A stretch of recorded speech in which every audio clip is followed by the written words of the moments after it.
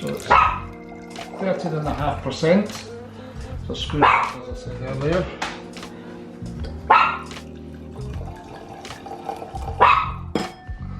Today we're going to review a Portuguese wine. So that was sort of the level you always thought Portuguese wines were at. And Portugal, amazingly, for such a small country, has 13 wine regions. So the onions starting to soften, so I'm going to add the mushroom now. So the water has came to the boil. Put in some salt and pepper and just a few dried mixed herbs in there just to give it a bit of flavour. There's the bag.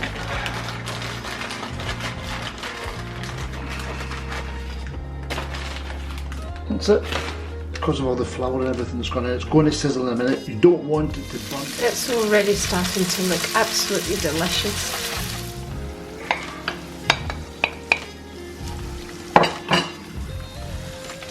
So just going to add some brandy now.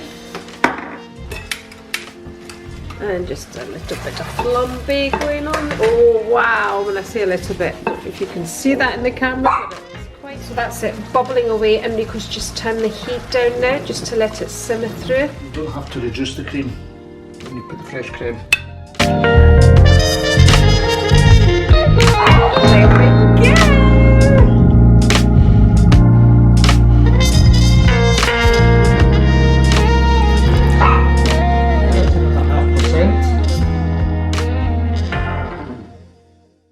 Hello and welcome to my channel. I'm Andri. Welcome to our kitchen. Welcome to another Rico reviews wine and cooks up another delicious dish. Before we get onto the video, I invite you to subscribe, and while you're subscribing, why don't you just press the bell, which will notify you every time we upload a video. Now you wouldn't want to miss that now, would you? So Rico, what are you reviewing and what are you cooking? Today we're going to review a Portuguese wine. This was asked for by Edma Kunger, and we've chosen a Portuguese red. Now I'm going to be completely honest here. I don't do Portuguese wines normally. It's just a wine that I've never really picked off the shelf. I think it goes back to maybe being in the catering trade in the 80s, and the only thing you really associated with Portuguese wines at that time was Mates Rosé. So that was sort of the level you always thought Portuguese wines were at. And it's probably the same about Greek wines. At that time you had a lot of Retsina and Domestica, and everybody sort of associated all Greek wine was like Retsina. But now Greek wine has moved on, and obviously Portuguese wine has moved on. But I have had a Douro from Portugal recently, which was very nice. Somebody recommended that I should buy it, and I bought it, and I thoroughly enjoyed it. Since I was asked to review the Portuguese wines, I did a little bit of reading about them, and Portugal, amazingly, for such a small country, has 13 wine regions, and this is one of them. It's Lisboa. It's a red wine. The region is north of Lisbon on the Atlantic Ocean, and it's 4 grape varieties: Castelao, Tourigo Nacional, Tintarores and Syrah. Do you know any of those grapes? I know Syrah, which is a Shiraz. That's right. The one I know. I don't know the rest of them. It comes from a small family-owned winery who have a good reputation in Portugal. It's Casa Santos Lima is the winery, family-owned, and they have a good reputation of producing exceptional wines. So this particular one is 13.5 by volume. It's a screw cap, and we're going to pair that today with Beef Stroganoff. Portuguese wine, Russian dining. What are the flavours in that wine? Well, it says it has red and black fruit flavours, and it's bold and spicy. Medium bodied is what it says at the back of the bottle here, basically. So when we taste it, we'll give our opinion. The ingredients are, we've got fillet of beef, which I just sliced the fillet steak and then cut it into thin pieces. We've got some sliced onion, sliced mushrooms, garlic, plain flour, some butter, I've got whole grain mustard, paprika, creme fraiche, splash of brandy in there, Madeira wine, and some oil for cooking, and I've also got some beef stock. What have we got here? sliced gherkins. For what? I'm going to add them at the end. Traditionally in Russia, when they have beef stroganoff, an accompaniment is pickled gherkins. But I like to put pickled gherkins in my stroganoff when I cook it. Right at the end I add the gherkin. Okay. Gives it a nice balance. So Rico's now going to heat up the pot. Here he has some water heating. We're just going to have some boiled rice. So this is what this pot is for. Again, the pots are AMC pots. These pots I'd just like to add are about 37 years old. I've had comments asking me how old these pots are, and yeah, these are the only pots we've ever had in our household, aren't they? This is what we've always used. We've had them for as long as we've been married. Just adding some olive oil to the pan. Yep. So just to give you an idea of what we're going to do here, we're going to sweat off the onions and the mushrooms, and then I'm going to remove them from the pan, and I'm going to put the beef in, and then re-add the mushrooms and the onions. So, as Andri said, we're going to have boiled rice with this meal today, so just waiting on the water coming to the boil. Then I've got the rice here that's been washed, and I'm just letting it drain off, and we'll add it in there. The beef fillet, I'm going to dust the beef fillet with the flour. So when we come to make this dish, the flour will help the sauce thicken. Okay, so you ready? So first of all, we're going to add the onion.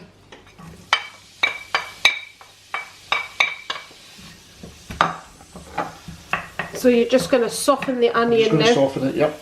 And then add the mushroom. So the onion's starting to soften, so I'm going to add the mushroom now.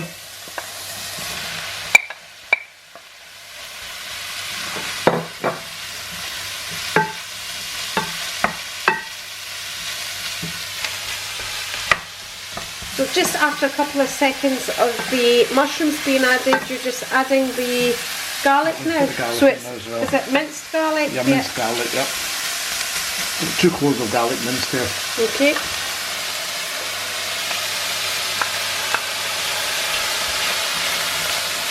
At any time when you're making anything like this, if you feel you need a wee bit more oil or a wee bit of butter or whatever the matter, whatever you're cooking with, just add it. Don't let things stick or burn. So that's the mushrooms, the onions and the garlic all being softened? Yep. I'm going to take this off and just put it in this, take it away, and I'm going to cook the beef. I'll start cooking the beef. And using the same pot to brown the beef. Correct. So the water has came to the boil. Put in some salt and pepper and just a few dried mixed herbs in there just to give it a bit of flavour. And what I'm going to do is I'm going to pop the rice in there just now. So it's drained off well here. Just put it in and let it do its business. Okay? You can see all the herbs floating about just now. So what have we got in here? A bit of olive oil again and a couple of knobs of butter. And this is I'm going to put this on here just as soon as I dust the beef with the flour. Right, so the oil and the butter have started melting. Started melting. I've taken it off the heat, but the pan's so hot. Because the pan was hot, yes, that's why. Right. So anyway, so the easiest way obviously to do the meat is to pop it in a bag. So that's the beef now in a bag with some flour. With some flour, and we can just get that in shape, and that'll get it busted.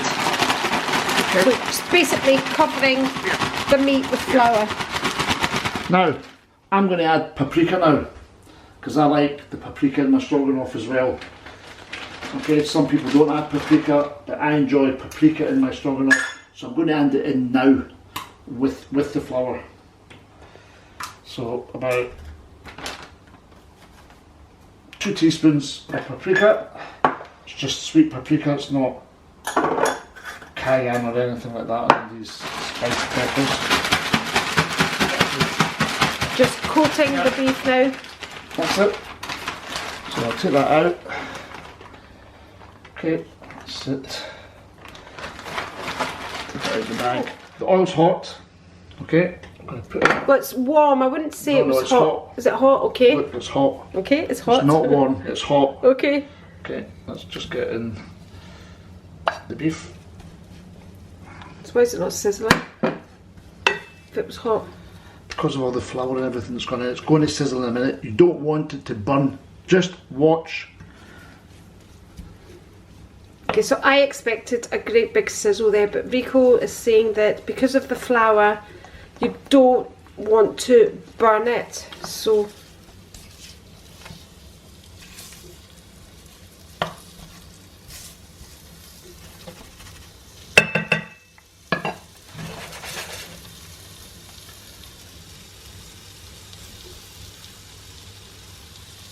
that's the beef now browning. Rico's just adding some salt and pepper, just seasoning the meat now.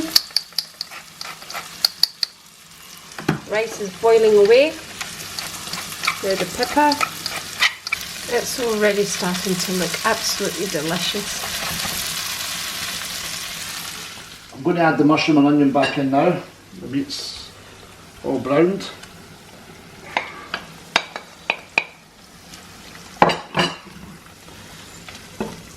Let all the flavours combine.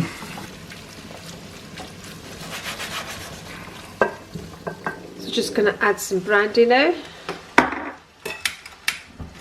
And just a little bit of flambe going on. Oh wow, when I say a little bit, I don't know if you can see that in the camera, but it's quite high. Just let it all... Obviously you don't have to flambe. No, you don't have to use the brandy either, but it is one of the traditional flavours. And we'll just let the alcohol cook off, but I'm going to add a bit of Madeira wine just now as well, because I like the Madeira wine in it, because adding the gherkins in gives you that sour flavour, and the Madeira wine will sweeten it slightly, so it gives it a good balance. So we'll put the Madeira wine in, that'll do it, and we'll just let that cook off. And now that it's nice and juicy, we'll put in some mustard.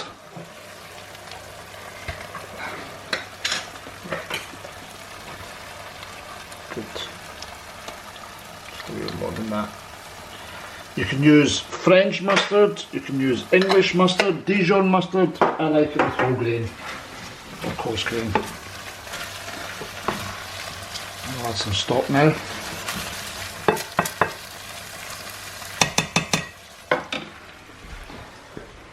Is that just beef stock? Yep.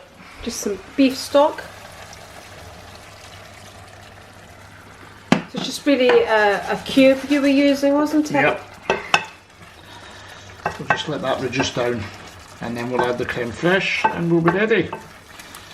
Delicious. So that's it, bubbling away, and Rico's just turned the heat down now just to let it simmer through. So the rice is now cooked, just boiled rice. That's the rice just draining now. So what are you adding, Rico? Creme fraiche, 2 good spoons of creme fraiche. You could use fresh cream, you could use sour cream, all a matter of preference. So why do you prefer creme Well, fraiche? it's nice and thick, and that you don't have to reduce the cream when you put the fresh creme. The sauce is thick enough now. It's ready for serving, one would say. At this point, I'm going to add my gherkins.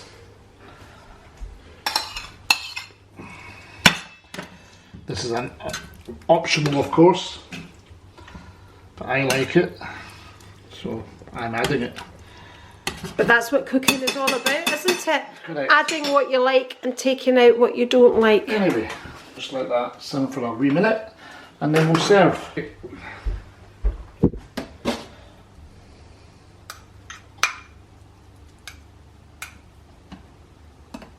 So what Rico's actually done at the base of this wee pot, he's actually put some paprika. Correct.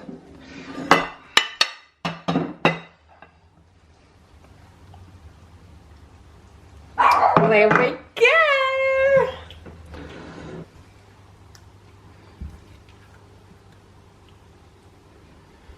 There you go, Andri. It's as simple as that.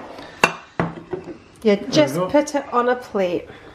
Beef Right. Stroganoff can be made with chicken, pork tenderloin, Whatever takes your fancy. or Right. even vegetarian.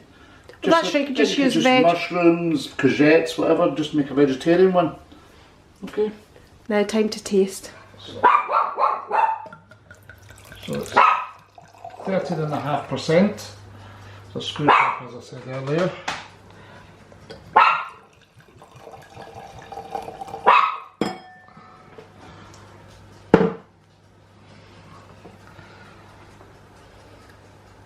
A minute.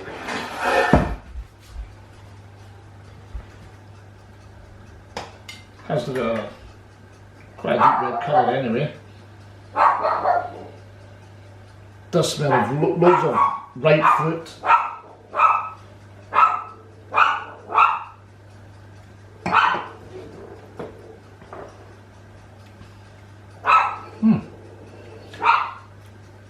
I'm going to be very honest here. I wasn't expecting too much, but it's a lovely wine. It's smooth, medium bodied as it says. As it says, it's a smooth wine. It's got flavour. There are some nice soft tannins at the back there as well. I think it's a lovely wine, and I think it will go great with this beef stroganoff. I'm going to have a wee taste of this as well. A wee bit of the beef here, and a little bit of this gherkin, mushroom, a wee bit of rice.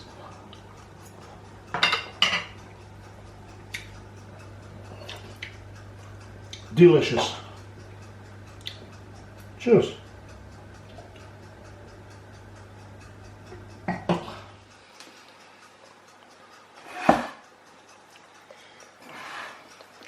So Rico has said to me that I am not allowed to taste my food until I have tasted the wine, and I would just like you to see at the pitiful amount of wine that he has put in my glass. I mean, look at this.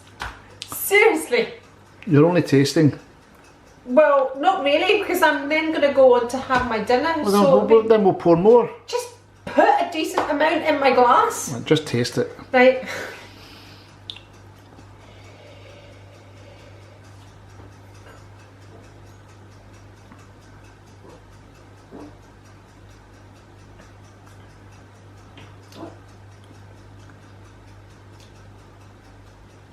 I think it's a really nice wine. Is it quite fruity? Well, that's correct. You're smelling the wine and you smell fruit. I taste the fruit. I taste like a fruit bowl in there. Is how I can, like, yeah, I can definitely yeah, it's definitely.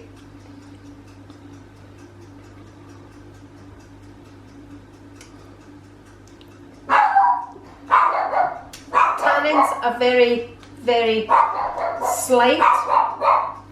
And again, I questioned last week when we were dining out, I questioned the waiter about tannins, and he said they come from the skin of the grape. So let's taste this, because this looks absolutely delicious. From the skin of the grape, the thicker the skin, the stronger the tannins. Yeah. So this must be very thin. Well, I don't know. There's 4 different grapes in there, so you need to excuse our Lily in the background there. She's not getting any. She's not happy. Right, let's taste this. As you know, I normally like to taste my food, but Rico has forbidden me from tasting food. He says I have to taste the wine to get the full flavour of the wine.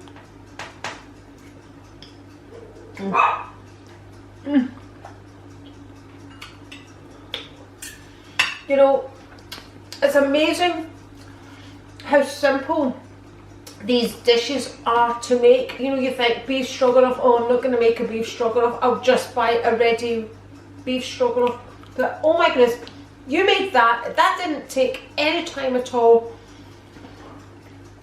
And it's absolutely delicious, as is the rice. And look at it. It looks beautiful and it tastes outstanding. Well done, Rico. Cheers. We'll catch you next time. Bye.